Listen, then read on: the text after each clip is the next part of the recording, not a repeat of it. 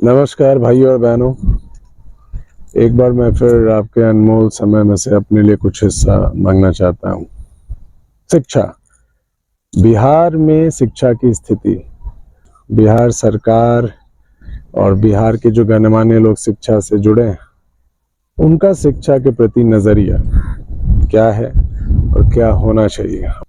सबसे गौर करने वाली बात यह है कि सरकार ने स्कूलों को तो खोल दिया है, अच्छी बात है।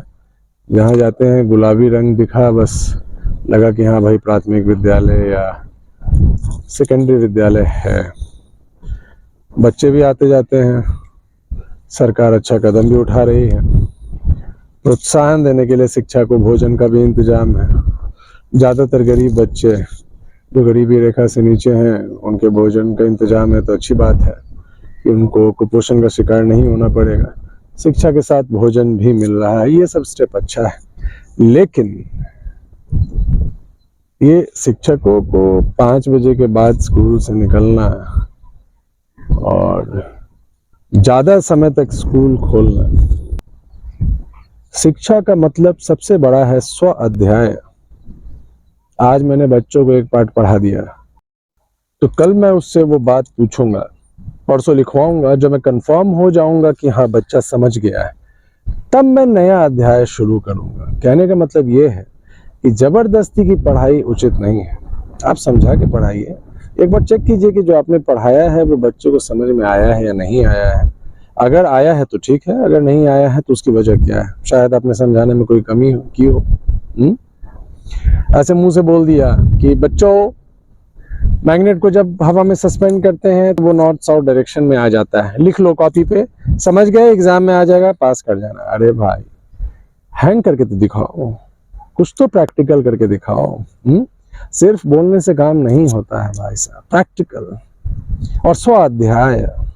आप पढ़ाइए, समय दीजिए, कॉपी चेक कीजिए, गलतियां निकालिए, बच्चों को गलतियां समझाइए। इसमें समय लगता है, वो 5-6 बजे बैठाने से कुछ नहीं होगा। 5 बजे छुट्टी कीजिएगा, बच्चा 6 बजे घर जाएगा, 6:30-7 बजे तक खा पी करके वो इतना थका रहेगा कि सो जाएगा। सुबह उठते स्कूल जाने की हड़बड़ी, तो स्वाध्याय कहाँ गया।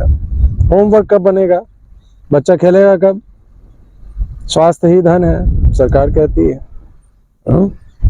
टीचर आपके यहाँ से बाहर से भी आते हैं, कुछ टीचर ऐसे हैं जो रोज ट्रेन पकड़ के आते जाते हैं, तो ट्रेन की टाइम तो बदलेगी नहीं। हाँ, शिक्षा विभाग ने टीचर का समय बदल दिया। अब मान लीजिए पुरुष है, धक्का खाते भी पहुंच जाएगा। महिलाएं, जहाँ आप महिला सेफ्टी की बात करते हैं, महिलाओं को अधिकार दिलाने की बात करते हैं, महिलाओं की सेफ्टी का क्या होगा। 5 बजे जो लोग एक शहर से दूसरे शहर से पढ़ाने आते हैं, वो लोग कैसे आएंगे। अब आप कहिएगा कि नहीं, वहां रूम लेके रहिए, फैमिली छोड़िए, बिकम एन आर्मी मैन। इसलिए स्वाध्याय पे जोर दीजिए, बच्चों को कम से कम समय में ज्यादा समझाने की कोशिश कीजिए, उन्हें होमवर्क। वो जो एक फिल्म आई थी, वो 3 बेवकूफ, कितना अच्छा दिखाया था उसमें। बच्चों की क्षमता को समझिए और उनके क्षमता के अनुसार उनको पढ़ाई लिखाई खेल कूद जिस फील्ड में जाने की इच्छा है दे दीजिए। आप मछली को उड़ना और चिड़िया को तैरना नहीं सिखा सकते। हर बच्चे में अपनी प्रतिभा होती है, प्रतिभा ढूंढिए, इंटर स्कूल चैंपियनशिप करवाइए, अपने जिला में करवाइए। कंपटीशन से शिक्षा का गुण स्तर बढ़ता है।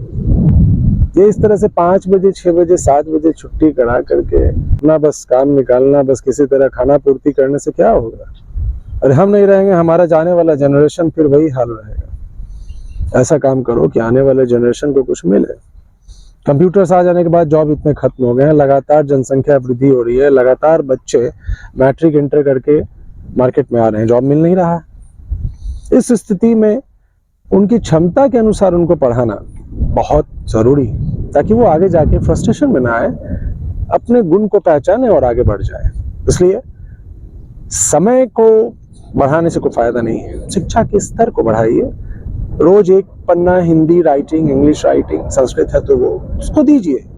प्रार्थना में उसको चेक कीजिए। क्लास में जाने से पहले हर बच्चे का राइटिंग चेक कीजिए। प्रेशर बढ़ेगा, लिखने से पढ़ने लिखने की क्षमता का भी विकास होता है। चलिए ठीक है, हैव अ नाइस डे, फिर मिलूंगा। नमस्कार।